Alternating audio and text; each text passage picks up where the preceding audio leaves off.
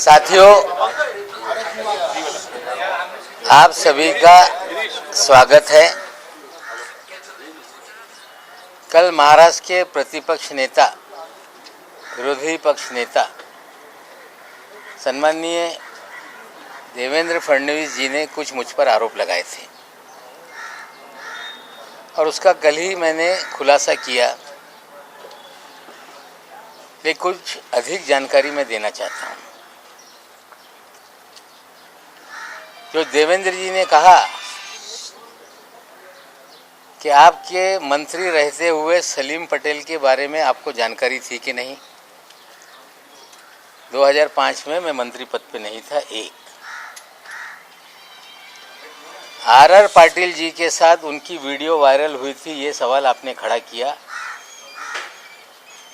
हमने मुनीरा से संपत्ति लेने के बाद सलीम पटेल की वो वीडियो वायरल हुई थी और सलीम पटेल ने उन सारे अखबार और चैनलों पे जिन लोगों ने दाऊद से उसका कनेक्शन बताया था उन पे डिफेमेशन सूट फाइल किया था।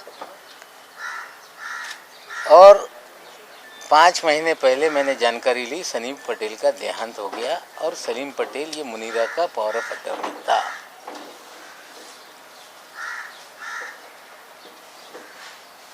सरदार वली खान के बारे में उन्होंने कहा कि सजा याफ्ता मुजरिम से आपने कोई लेन देन किया है। 2005 में वो कन्विक्टेड नहीं था।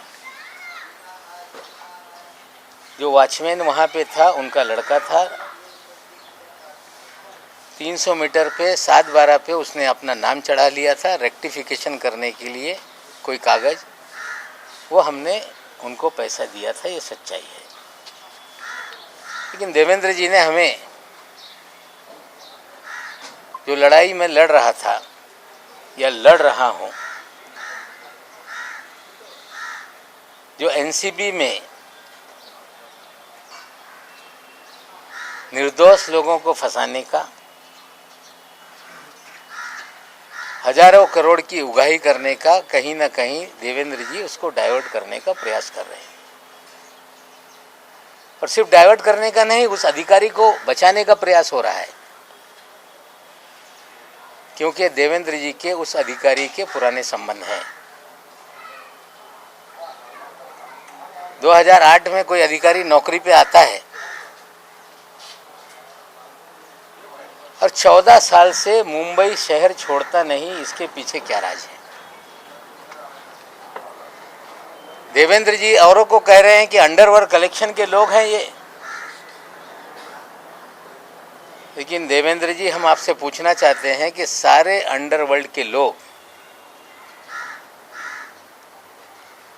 जो अंडरवर्ल्ड कनेक्टेड लोग हैं, जो बड़े बड़े क्रिमिनल हैं, आपने मुख्यमंत्री रहते हुए उन्हें सभी लोगों को जो सरकारी कमीशन है, सरकारी बोर्ड है, उसका अध्यक्ष क्यों बनाया?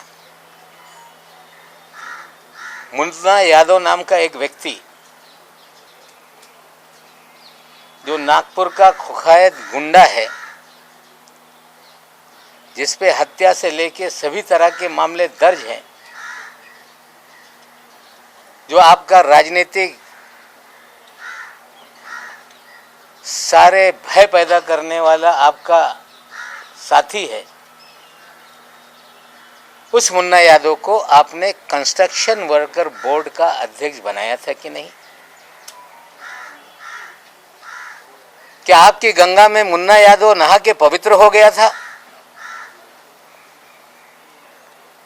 आपने हैदर आजम नाम के एक आपके नेता को मौलाना आजाद फाइनेंस कॉरपोरेशन का अध्यक्ष बनाया था कि नहीं? क्या हैदर आजम बांग्लादेश के लोगों को मुंबई में बसाने का काम नहीं करता है?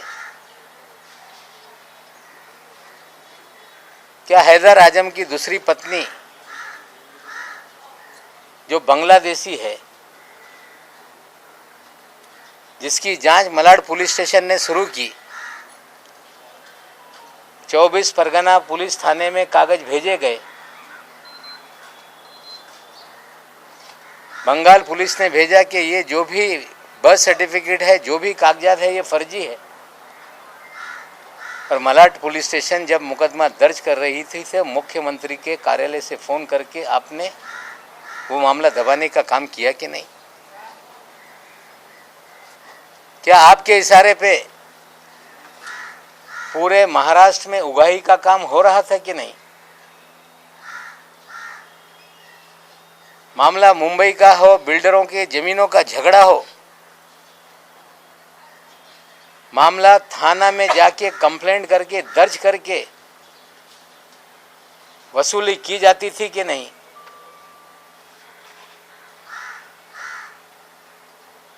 जमीन मालिकों को पकड़ के लाते थे और सारी जमीनें अपने नाम पे लिखा ली जाती थी, ये सच है कि नहीं? क्या आपके कार्यकाल में विदेश से लोगों को फोन आते थे, कुख्यात गुंडे फोन करते थे और पुलिस वाले मामला सेटल कर देते थे कि नहीं? लेकिन सबसे गंभीर आरोप मैं लगा रहा हूं देवेंद्र जी आप पे कि जब 8 नवंबर 2016 को नोटबंदी हुई, मोदी जी ने कहा कि नोटबंदी इसलिए किया जा रहा है, आतंकवाद खत्म होगा, काला धन खत्म होगा। और एक बात मोदी जी ने कही थी कि बड़े पैमाने पे जाली नोट है, उसे खत्म करने के लिए हम नोटबंदी का काम कर रहे हैं। जब नोटबंदी हो गई, पूरे देश में जाली नोट, चाहे पंजाब हो, 2000 के 500 के जाली नोट पकड़े जाने लगे। मध्य प्रदेश में जाली नोट पकड़े जाने लगे, तमिलनाडु में जाली नोट पकड़े जाने लगे। लेकिन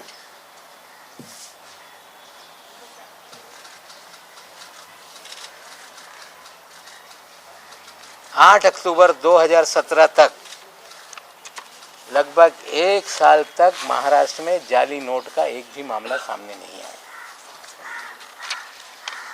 क्योंकि देवेंद्र जी के प्रोटेक्शन में जाली नोट का खेल इस महाराष्ट्र में चल रहा था। 8 अक्टूबर 2017 को डायरेक्टर इंटेलिजेंस रेवेन्यू ने बीकेसी में एक छापेमारी की, जिसमें 14 करोड़ 56 लाख रुपए के जाली नोट पकड़े गए।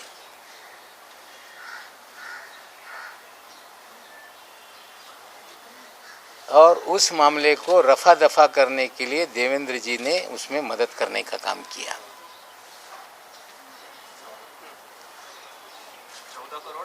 56 लाख रुपए डीकेसी में। 8 अक्टूबर 2017। साथियों, जाली नोट का nexus ISI Pakistan Dawood via Bangladesh, ये पूरी जाली नोट इस देश में फैलाई जाती है। 8 अक्टूबर के छापेमारी में 14 करोड़ 56 लाख पकड़े गए। मुंबई में एक गिरफ्तारी हुई, पूना में एक जो गिरफ्तारी हुई इमरान आलम शेख, पूना में गिरफ्तारी हुई रियाज शेख, और एक नई मुंबई में भी उसमें गिरफ्तारी हुई थी। लेकिन 14 करोड़ की 56 लाख की जब्ती को 8,80,000 रुपये बताकर मामला दबाया गया।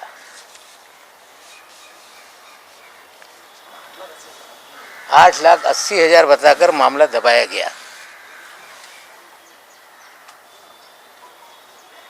पाकिस्तान की जाली नोट भारत में चले,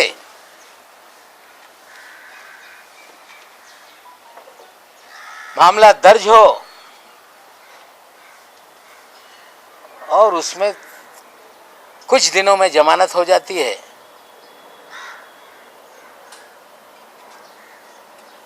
मामला एनआईए को नहीं दिया जाता। नोट कहां से आ रही थी उसके अंतिम जांच कभी आगे नहीं बढ़ती, क्योंकि जो लोग ये सब जाली नोट का रैकेट चला रहे थे उन्हें कहीं ना कहीं तत्कालीन सरकार का संरक्षण था। कहानी बनाई गई कि वो तो कांग्रेस का नेता है। इस शहर में कभी भी वो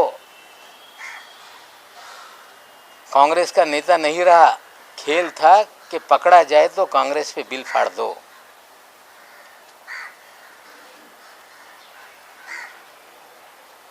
और जो आलम शेख था, इमरान आलम शेख, ये माइनॉरिटी कमीशन 6 महीने के बाद जिसको हाजी अरफात शेख को चेयरमैन बनाया गया, उसका ये छोटा भाई है। हाजी अरफात शेख जिसे देवेंद्र जी ने दल बदल करा के अल्पसंख्यक आयोग महाराष्ट्र का चेयरमैन बनाया था, उसका ये छोटा भाई है। देवेंद्र जी, आप मुन्ना यादव को चेयरमैन बनाते हैं, कुखायत गुंडे को।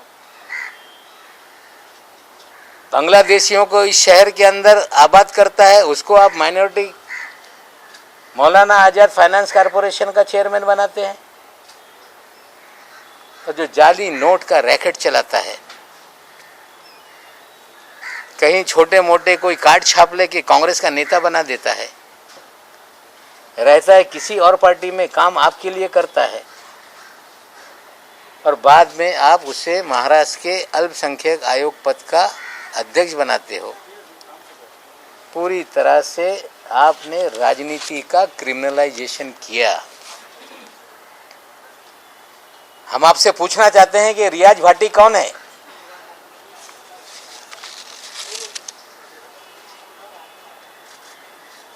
उनतीस अक्टूबर को सहार एयरपोर्ट पे जाली पासपोर्ट के साथ पकड़ा गया, जिसके ऊपर दाऊद इब्राहिम सारे गैंग के लोगों के साथ संबंध की सारी खबरें अखबारों में थी। पूरा शहर जानता था कि रियाज भाटी कौन है। डबल पासपोर्ट के साथ कोई व्यक्ति पकड़ लिया जाए और 2 दिन में छूट जाता है, इसके पीछे क्या खेल था? रियाज भाटी लगातार आपके साथ सभी कार्यक्रमों में क्यों नजर आता था? रियाज भाटी भारतीय जनता पार्टी के कार्यक्रमों में क्यों नजर आता था? आपके डिनर टेबल पे क्यों नजर आता था? हम देश के प्रधानमंत्री पे आरोप नहीं लगाना चाहते, लेकिन देश के प्रधानमंत्री के कार्यक्रम में अगर कोई जाता है तो उसके लिए पूरी तरह से स्कैनिंग किए बिना किसी भी व्यक्ति को पास नहीं इशू होता। प्रधानमंत्री शहर में आए और रियाज भाटी ने उनके साथ भी तस्वीरें खिंचवाई। क्या ऐसा कारण था बिना स्कूटनी के रियाज भाटी प्रधानमंत्री तक पहुंच गया? देवेंद्र जी, आप मुख्यमंत्री रहते हुए इस महाराष्ट्र में आपने सारे क्रिमिनल लोगों को सरकारी पदों पर बिठाया। जाली नोट का नेक्सस आपने चलवाया। आपने रियाज भाटी के जरिए पूरी उगाही का काम किया। आपने थाना में कमिश्नर बैठा के कंप्लेंट पूरे महाराष्ट्र की करा के उगाही का धंधा करवाया। और विदेश से खुखाए गुंडे फोन करके सेटलमेंट पुलिस वाले करते थे। और ये सारा खेल आपके आशीर्वाद से महाराष्ट्र में चल रहा था। आज तो इतना बता रहा हूँ, आगे और बहुत सारी काली करतूतें देवेंद्र जी के हैं, मैं लोगों के सामने रखूंगा।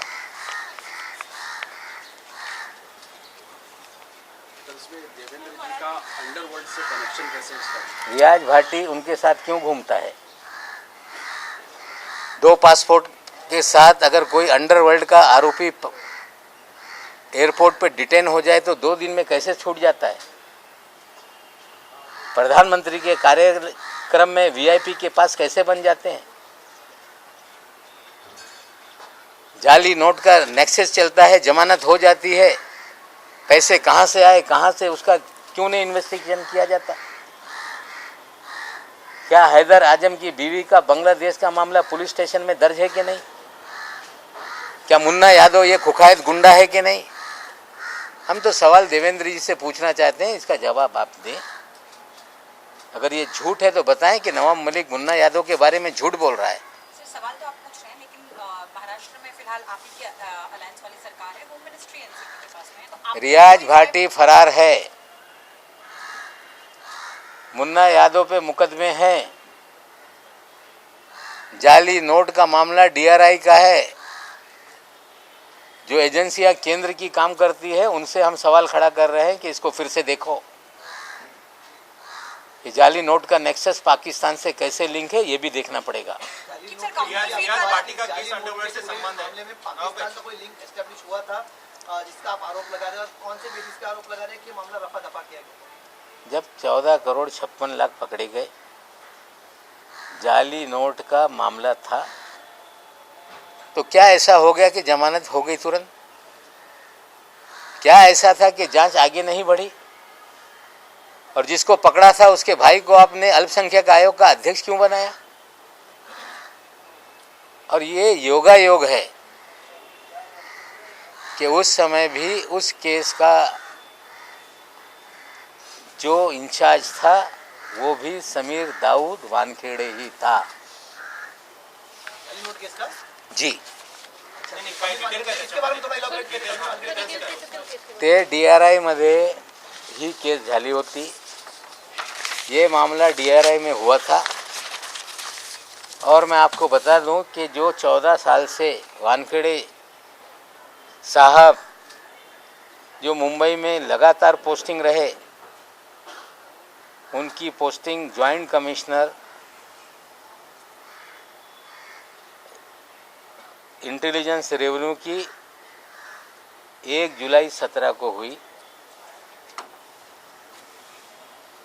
और उस समय उनके ही पास ये डिपार्टमेंट था। ये छापेमारी या जो भी कार्रवाई हुई थी डीआरआई ने की थी और केस को हल्का करने के लिए यही अधिकारी के जरिए देवेंद्र जी ने सारी मदद की थी। हाजी अरफात के भाई का मामला रफा दफा करवाया था। ये कोइंसिडेंस हो सकता है, लेकिन एक ही अधिकारी जिसके ऊपर गंभीर मामले चल रहे हैं, 2 एसआईटी जांच कर रही है, विजिलेंस की जांच हो रही है, और उससे ध्यान भटकाने का खेल कहीं तो नहीं, ये भी सवाल खड़े होते हैं। रियाज भाटी पीएम तक कैसे पहुंचा? ये मैं पूछना चाहता हूं कि किसी भी प्रधानमंत्री के कार्यक्रम में पहुंचने के लिए पूरी तरह से स्टेट की इंटेलिजेंस एजेंसियां, केंद्र की इंटेलिजेंस एजेंसियां उस व्यक्ति का पूरा स्क्रूटनी करती हैं। अगर जिसके ऊपर लगातार दाऊद इब्राहिम के संपर्क के मामले रहे हों और वो सीधे प्रधानमंत्री तक पहुंच जाए, तो कहीं ना कहीं उसे किसी न किसी का आशीर्वाद था, जिसके कारण उस कार्यक्रम के भीतर तक वो गया। रियाज भाटी का किसके साथ संबंध अंडरवर्ल्ड में? दाऊद इब्राहिम का आदमी रियाज भाटी है, आज फरार है। थाना में जितनी उगाही हो रही थी उसका भी वो कहीं ना कहीं एक उगाही के कार्यक्रम का हिस्सा था। बहुत सारे मुकदमे खुले हैं जिसमें रियाज भाटी आज फरार है। हमारे साथ कोई फोटो नहीं, भारतीय जनता पार्टी के नेताओं के साथ फोटो है। सर, परदेशातून काही फोन येत होते तुमचं असं म्हणणं आहे आणि पोलीस त्याच्यामध्ये मध्यस्थी करत होतं, समजू शकेल का ते पोलीस कोण मध्यस्थी करत होते? नाही, त्याच्या बाबतीत काही तपास सुरू आहे, त्याच्यावर मी भाष्य करू इच्छित नाही। सर देखिए, प्रेस कॉन्फ्रेंस तक ठीक है, पर आउटराइटली सेट की काउंटरफीट वाला डीआरआई के पास है, बट फिर भी as I earlier also said कि होम मिनिस्ट्री आप ही के पास में है, एज आपकी पार्टी के पास में है। स्टिल आप लोग कोई इंक्वायरी जो एलिगेशन देवेंद्र फडणवीस पे लगा रहे हैं, एटलीस्ट स्टेट इंटेलिजेंस एजेंसी तक जो लिमिटेड है वो वाला पार्ट आप लोग इन्वेस्टिगेट कर सकते हैं, राइट? तो are you going to write to your own the home minister who is from your देखिए, party. मैं अगर इस तरह से चीज़ें करूँगा तो लोग कहेंगे कि नवाब मलिक लोगों को फंसा रहा है। सर प्रेस कॉन्फ्रेंस में हम बता रहे हैं, देखते हैं कितनी ईमानदारी से चीज़ें फिर शुरू होती है। रियाज भाटी को लेके देखते हैं क्या सफाई आती है। सर, रियाज भाटी को पॉलिटिकल लॉबीज बताया जा रहा है और लगभग सारी पार्टियों के नेताओं के साथ उसकी फोटोज लाइव सारे ग्रुप्स में शेयर की जा जाती है किसी के पैरेलल। तो नहीं, देखिए ऐसा है, रियाज भाटी किसके साथ तस्वीर उतार रहा है ये सवाल नहीं है। सवाल ये है कि 2 पासपोर्ट के साथ अगर कोई एयरपोर्ट पे क्रिमिनल पकड़ लिया जाए तो 2 दिन में कैसे छूट जाता है। सर लेकिन आप लोग का नेक्स्ट सवाल ये है कि प्रधानमंत्री के कार्यक्रम में कैसे एक्सेस मिल जाती है। तस्वीरें किसी की शादी में किसने उतार ली, मैं ये नहीं कहना चाहता। किसी नेता के साथ उसकी तस्वीरें, ये आरोप मेरा नहीं। मेरा आरोप है कि 2 पासपोर्ट, जाली पासपोर्ट के साथ मुंबई एयरपोर्ट पे पकड़ा गया एक कुकैद गुंडा, 2 दिन में जमानत हो गई। जमानत तो अदालत से हुई होगी। एक कुकैद गुंडा जिसके ऊपर लगातार आरोप थे, प्रधानमंत्री के कार्यक्रम के भीतर जो वीआईपी का पूरा अरेंजमेंट था उसमें कैसे पहुंचा। पूरी तरह से देवेंद्र जी का संरक्षण उसको था। सर, उद्धव ठाकरे आणि अनिल देशमुखांसोबत सुद्धा रियाज भाटीचे फोटो आहेत, सध्या ते व्हायरल होत आहेत. मी फोटोच्या बाबतीत आरोप लावत नाही. बोगस पासपोर्टच्या जो केस आहे 2 दिवसात कसा त्याला सोडण्यात आला. पंतप्रधान यांच्यासोबत स्कूटनी केल्याशिवाय कुणाला जाण्याची परवानगी नसते.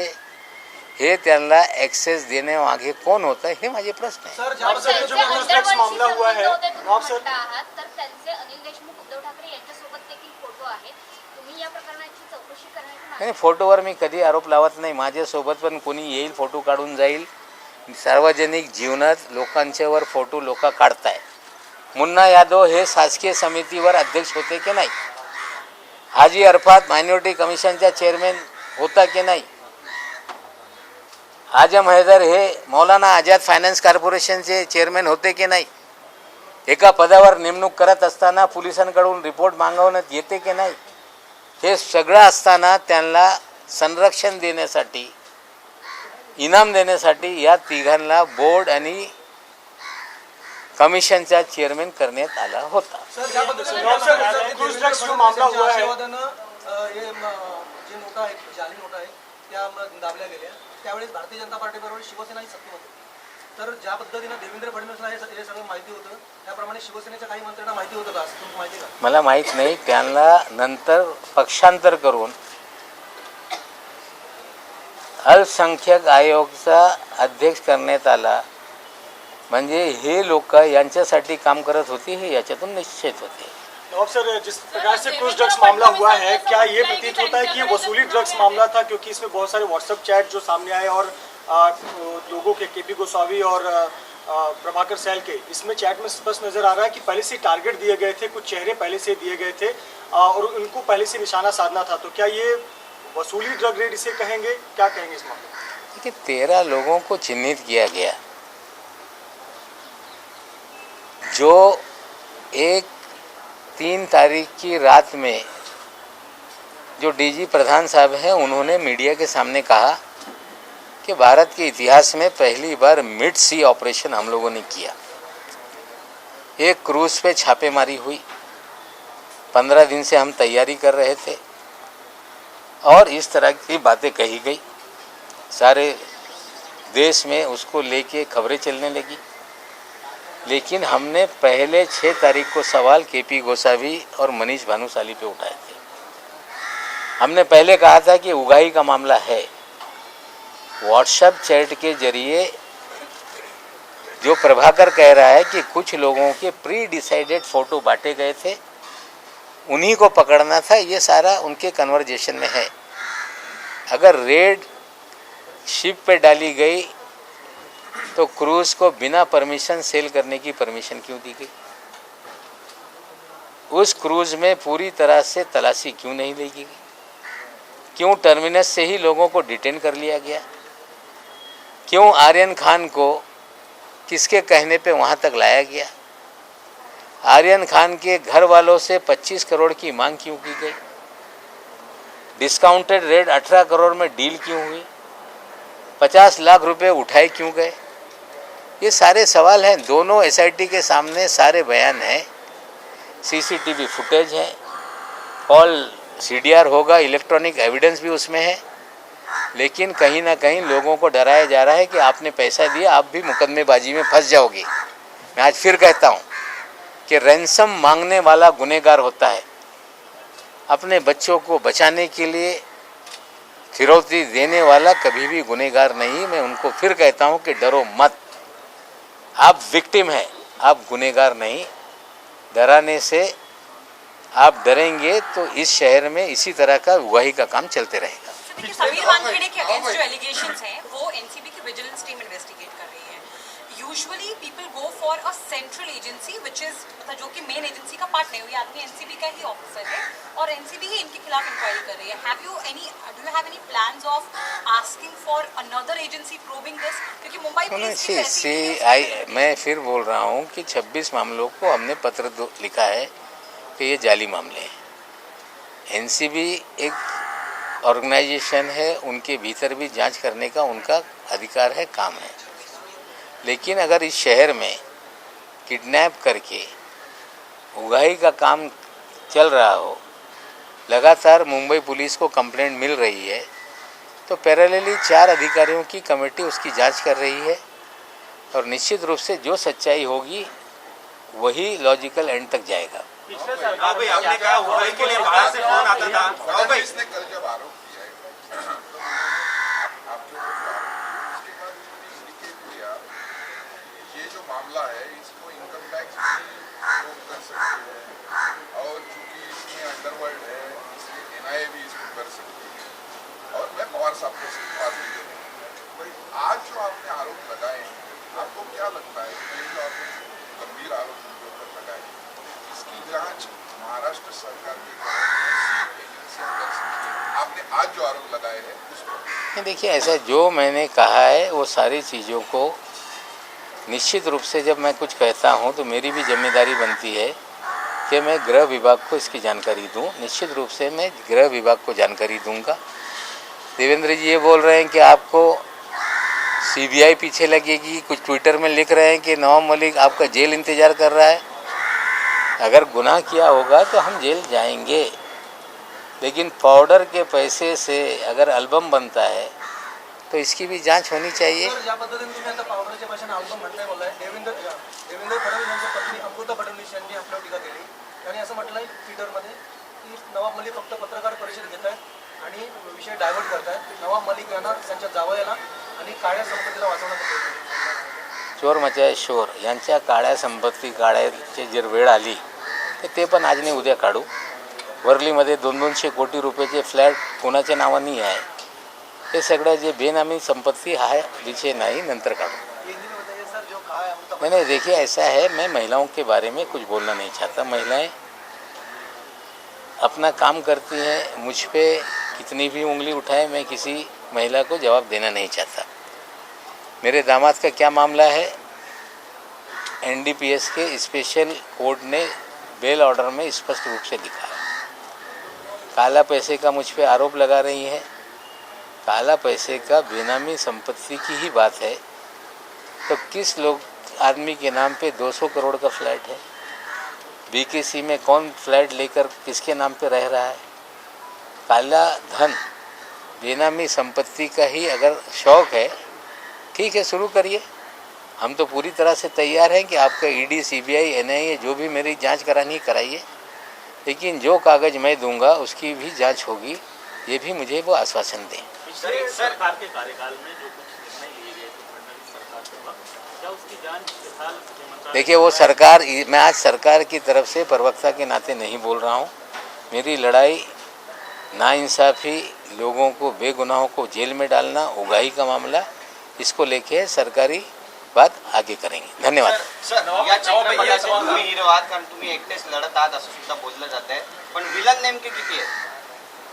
विलन तर आता चंडाल चौकडी आहे, ते चंडाल चौकडीच्या विरोधात मी लढतोय। आपने